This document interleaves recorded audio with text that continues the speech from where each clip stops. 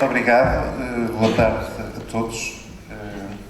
Eu queria dizer que se tivesse conversado com o colega anteriormente, tinha dado outro nome a esta conversa, porque de facto o que eu queria tratar é de ruídos, ou de alguns ruídos que perturbam o nosso bem-estar. Portanto, seria o nome que daria a esta conversa. O problema que me traz aqui é um problema de sempre. Eu adoro cidades e tenho dedicado praticamente todo o trabalho de investigação, e não só, mas na realidade falta-me muitas vezes objetividade científica. Mais do que urbanista, sou urbaníaco, costumo dizer. E passei da pretensão de ser especialista disciplinar a uma certeza absoluta, é que sou especialista em demonstrar que não é possível ser especialista em cidades.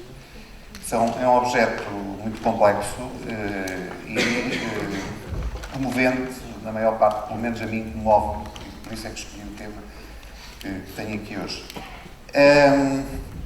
E, por outro lado, o estudo das cidades e a reflexão das cidades só se pode fazer em rede, em comunidade. É um trabalho interdisciplinar e com uma enorme variedade de mecanismos. E está-se sempre a aprender, porque a cidade é uma obra coletiva. Eu tenho um texto, aliás, que digo que é a arte inconsciente da comunidade. E, portanto, é o artefacto, para mim é o artefacto mais completo que o homem, que a humanidade produziu, e que tem essa graça de continuar a produzir e produzir cotidianamente. Todos os dias nós estamos a construir cidade. E estamos num momento de mudança muito interessante, porque nós ou passamos, como alguns dizem, a dizer que já não se pode falar de cidades. Neste momento, as cidades saíram das muralhas, saíram dos limites, espalham-se em mancha de óleo pelo território e, portanto, ou mudamos de paradigma de cidade e pensamos, então, numa nova definição de cidade, ou então, por isso, simplesmente, como diz o Manuel Castells, passaremos a ter um mundo urbanizado sem cidades, o que é uma discussão muito interessante e que nos pode fazer pensar um pouco, porque, de facto, estamos nessa mudança.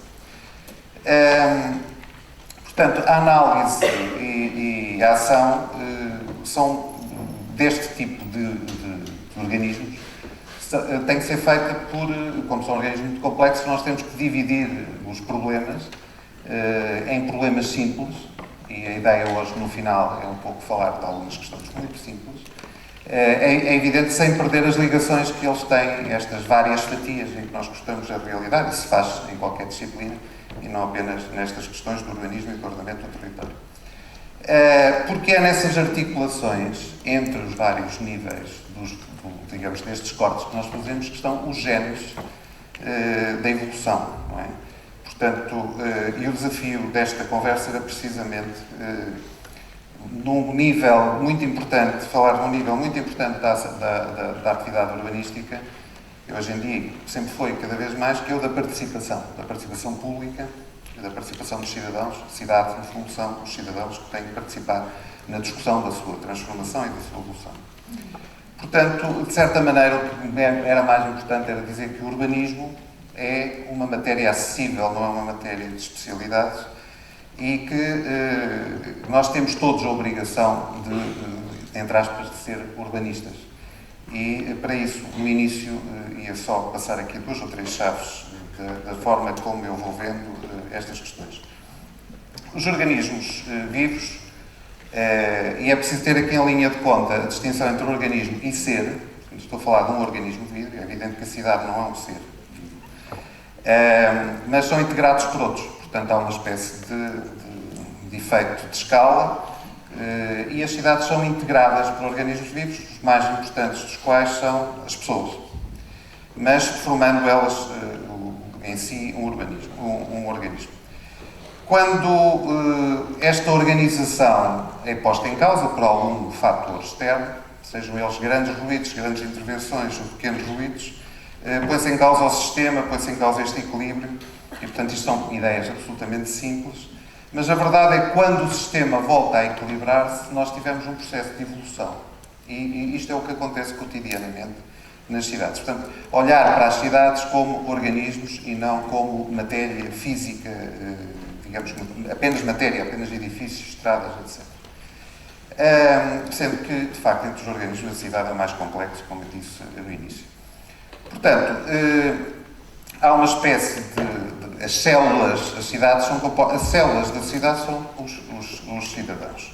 E há um materialismo, que é o suporte físico da cidade, que é produzido por esses próprios cidadãos. Portanto, onde eu quero chegar com isto é que nós temos, nas cidades, temos a vida, o aspecto, digamos, imaterial da cidade, fundamental, e a forma. E é muito curioso que nós, quando trabalhamos estas questões e quando debatemos isto em termos disciplinares e não só, acabamos por roubar conceitos, palavras. Não há nenhuma palavra que seja específica da disciplina. Portanto, as palavras que nós utilizamos são estas. Do lado da VISA falamos de organização, de equilíbrio, de reação, metabolismo, desenvolvimento, adaptação. Portanto, são tudo termos das ciências da vida, digamos assim, e do lado da forma vamos roubar, por exemplo, muitas palavras à linguística, e depois temos outras que roubamos e utilizamos de várias disciplinas. Portanto, de facto, os temas do urbanismo e ordenamento do território são matérias que nós usamos tirando modelos, conceitos de várias áreas. E eu, nos últimos tempos, entre várias outras coisas, tenho-me entretido a tentar roubar conceitos e ideias das questões ligadas à genética. E logo em 2000, com grande pompa e circunstância, não sei se lembram, mas foi o próprio Presidente dos Estados Unidos, o Bill Clinton, que fez já o anúncio que se tinha descodificado o genoma humano, em 2000. Depois, interessei-me imenso pelo assunto, não tinha, evidente, nem tenho ainda hoje, bagagem para poder acompanhar todo o processo, mas havia ali uma coisa que me podia funcionar para os organismos urbanos, que é, há um conjunto de elementos invariáveis, que é o genoma, não é? Na estrutura do DNA, que com diversas ligações identitam, desculpem o termo, as pessoas, e nas cidades nós, no fundo, trabalhámos nisso há muito tempo. No fundo, podemos chamar isso de património, se quisermos. O que é que identifica, o que é a identidade de cada cidade. E, portanto, estamos sempre a falar de vida e de forma. Depois de 3 anos houve um mapeamento completo, foi anunciado, e de repente havia uma grande questão, que era que só 2% do material é que tinha um código genético. E havia 98% do genoma que não se sabia para o que é que servia, achava-se que era placebo, eventualmente algo que não servia para nada. Bom, agora em setembro, portanto, montou-se um projeto, o ENCODE, que é um projeto, deixou de funcionar,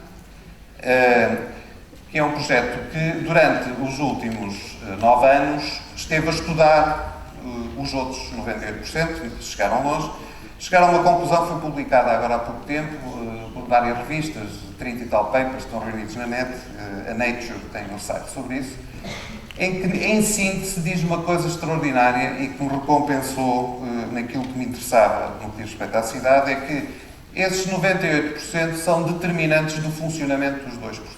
Portanto, há 98% de matéria que funciona como interruptores das várias características do ADN, e são esses 98% e esses interruptores que determinam como é que funciona e o que é, determinam doenças e porque é que, eventualmente, um filho, tendo os mesmos genes, tem o nariz mais comprido ou mais curto que o pai, por exemplo. Não é?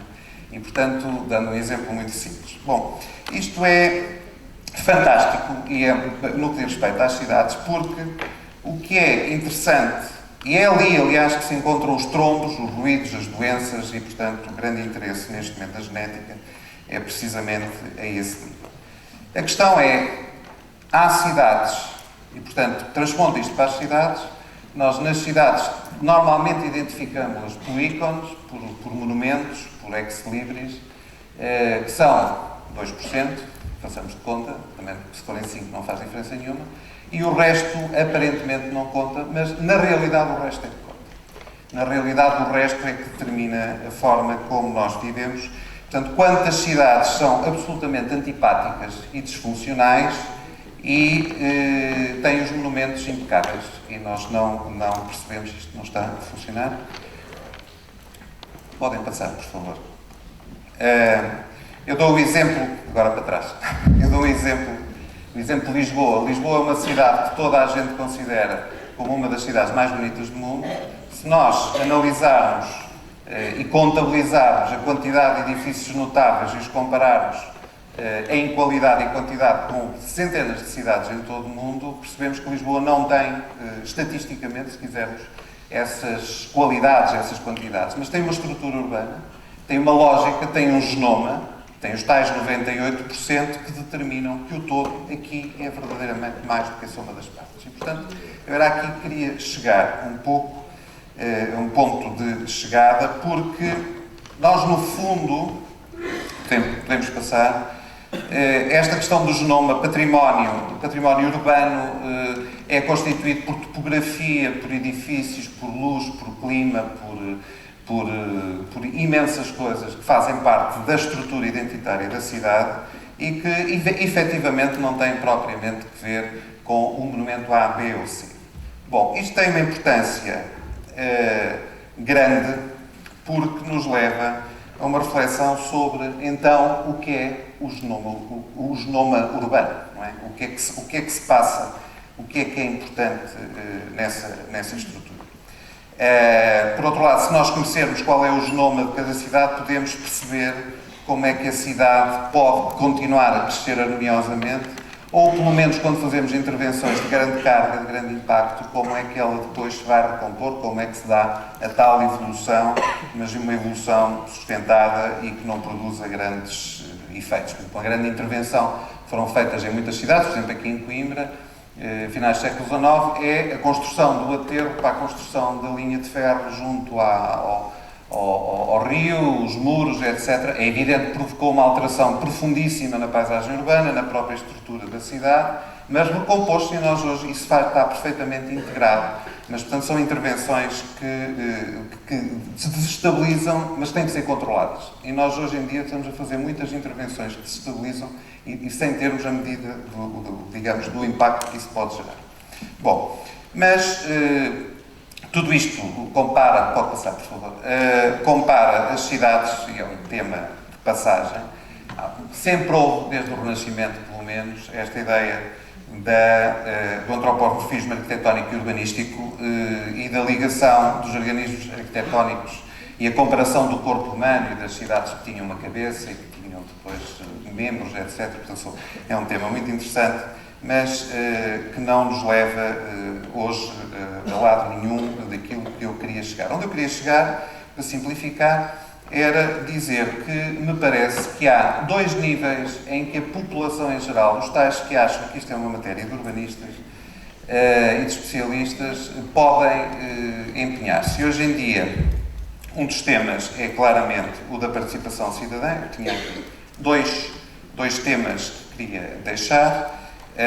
O planeamento não são áreas herméticas e, portanto, os técnicos e os políticos têm feito muito, uma espécie de corporativismo, para encerrar estes temas e, obviamente, que nem sempre, ao longo da história, houve urbanistas. É um fenómeno que tem um século e pouco, do ponto de vista disciplinar.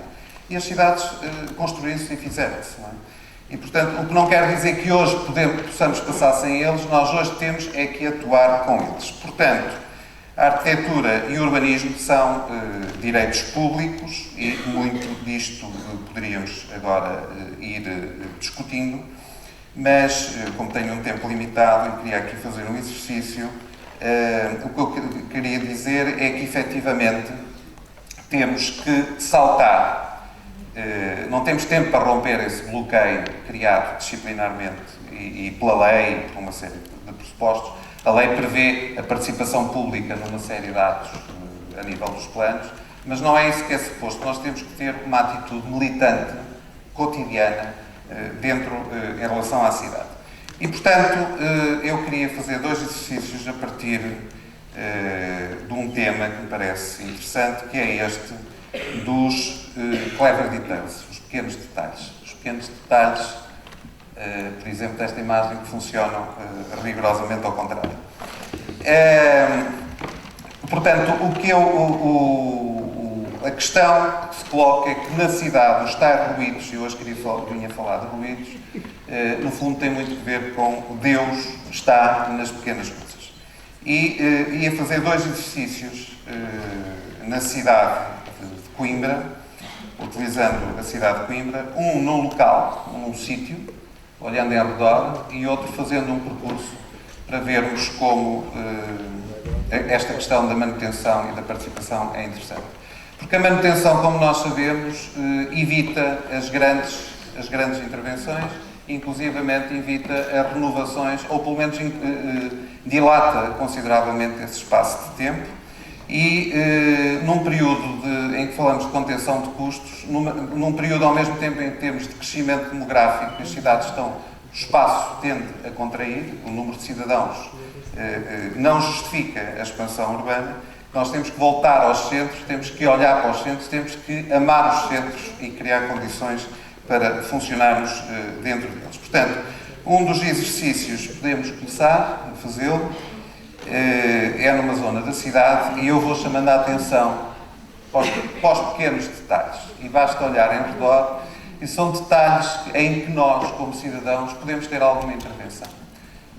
Reparem, agora foi dotado de T-pods ao longo da balustrada.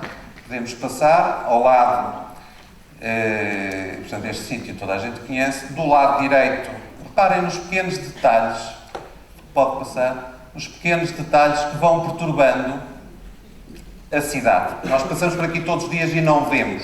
O que eu proponho é que nos eduquemos e passamos a olhar e a ver. Pode passar novamente. São detalhes, milhares de detalhes. Mais um detalhe, por favor. Do outro lado da rua, mais detalhes e mais dificuldades e ruídos que nós temos ao nível da cidade. E este detalhe, obviamente, não é em Coimbra, mas era o que faltava, não é? E, portanto, eu chamo a atenção. Este é um detalhe num sítio. Eu tenho este problema, como gosto de cidades, depois vejo os detalhes todos, sofro imenso com este tipo de ruído e faz-me confusão que nós todos não vejamos estas coisas. Passemos ao segundo exercício, que é um exercício mais duro. É cerca de 1,5 km de frente urbana de rio, que eventualmente com muito pouco dinheiro, e nós temos 300 metros de rio que foram aproveitados e que neste momento são muito utilizados pela população, demonstram, eventualmente até com investimento superior àquele que seria necessário para o resto. Em Coimbra, por exemplo, fala-se que é uma cidade onde não se pode andar de bicicleta, e eu passo a vida a dizer, mas porquê? Eu vou da Ponta Sul ao estádio de bicicleta, sem praticamente ter subidas de outros sítios. E, portanto, tudo isto passaria, às vezes, por pequenas intervenções, por pequenas manifestações, por pequenas exigências, e eu vou-vos mostrar o lixo destes detalhes. Vamos passar, portanto, de um lado para o outro, podemos ir passando. Isto é podia ser uma das frentes mais simpáticas e qualificadas. Isto é, nós poderíamos eventualmente, e portanto estamos a chegar a um dos pontos, não é? O lugar da portagem. Eu estou a fazer um exercício em Coimbra, poderia fazer noutro sítio qualquer, porque eu acho que isto, pode passar a próxima, agora vamos para o outro lado, esperar aqui um bocadinho. Isto não é culpa dos autarcas, nem dos políticos, isto é culpa dos cidadãos. Nós não vemos, nós estamos sempre à espera da grande intervenção que vai resolver isto, depois sabemos que não podemos esperar pela grande intervenção porque não há dinheiro, e não atuamos. Podemos passar, são os pequenos detalhes, podemos passar mais detalhes. Isto não é cidade, isto é lixo. Podemos passar, é lixo que dura anos. E, portanto, temos 1,5 km de frente urbana de grande qualidade, que culminam, estes dois sentidos de percurso, culminam no grande monumento, no elemento central destes dois percursos, pode passar, é este. É onde culmina o centro geométrico deste exercício, deste percurso. Portanto, para terminar, desculpem-me, no fundo o que eu queria aqui fazer é um exercício. que é uma recomendação muito simples, dois exercícios que são exercícios de urbanista e que todos nós podemos fazer para passarmos todos a ser urbanistas. Que um é aprender a ver, olhar e ver, identificar o que se deve fazer e atuar. Muito obrigado.